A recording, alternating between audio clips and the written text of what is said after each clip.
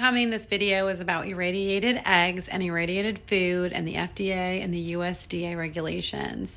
With food scarcity or food anxiety in our super crazy economy right now, I just want to emphasize that, making people afraid or feeling afraid to eat the foods that are affordable or that are in the grocery store is not my intent. I'm a pure scientist about this, and I really just like putting all the facts together.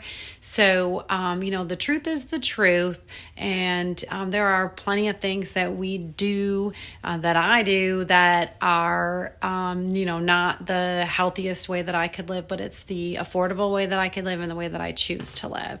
So, take this information. It is useful. I tried to be really objective with a grain of salt. Also, you're an adult. You can do your own research. The United States is the only country on earth that mandates egg washing. Fantastic post, but don't leave out that in 2000, the USDA also allowed and now mandates egg irradiation.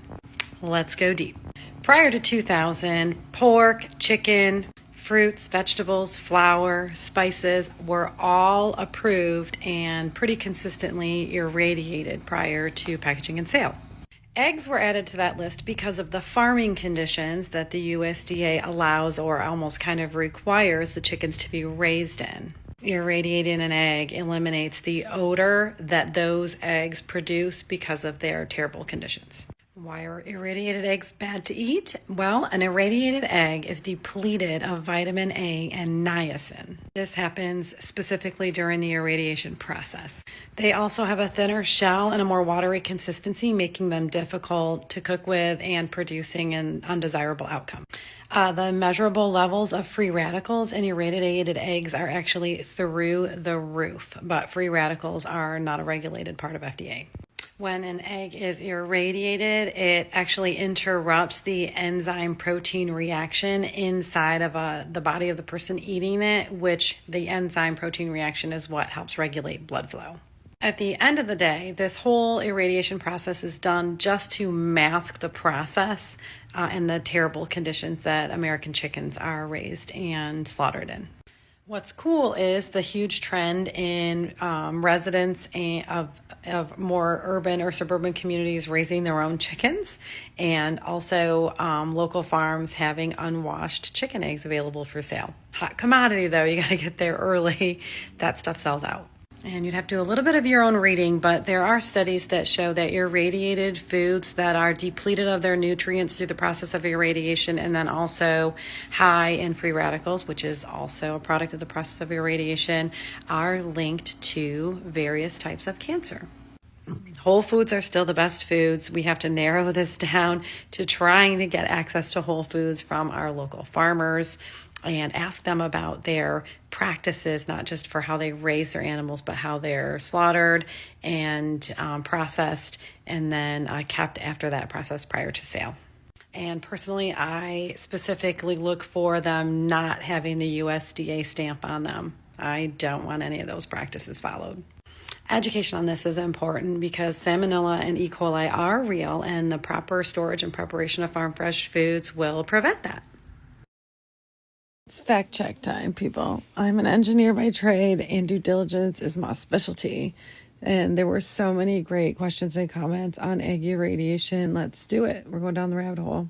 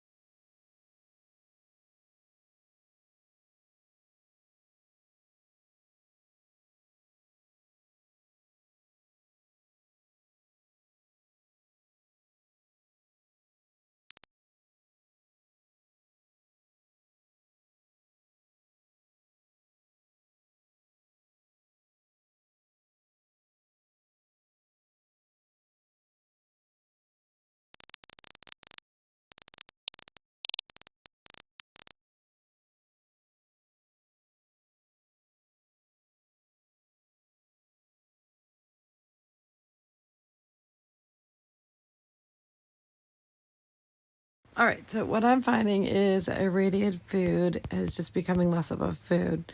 Think Twinkies. The cell walls and the cellular structures are broken down in the produce, just the same as a person undergoing radiation. They hope that they kill the cancer before they kill the person with radiation. Well, in radiating food, they're trying to find the sweet spot between irradiating the food enough to inhibit and destroy bacteria, and also kill the food a little bit so that it has a longer shelf life. But I think there is not a lot of integrity in nutritional reporting. There are other articles that do measure the nutritional value after food's been radiated. The other processes of treating food with hypochlorite, sodium hypochlorite, and chlorine and the sprays, it's just this battle with bacteria. I think we've gone sideways in mass food production, and the way they have to handle this volume of food is with these mass processes that are not only harmful, but they're not working anymore. The bacteria is smarter than that, way smarter. I have to get coffee. I'm not smarter than bacteria right now. Okay, I'm finally up. I'm having my coffee. I am still in my robe, but this is my weekend. And now I'm doing research. So this is me looking up the processors, so not the farmers. The farmers send the eggs to the processors, and the processors do what they need to do with the food before they go to market. And no, certified organic food cannot be irradiated, but when you go through the CFR, which is all this zooming around that you're seeing on there, is me looking at all of the exceptions in the organic certification, which includes what the animals are fed and the packaging that the organic food is put in. So I'm looking into it. It's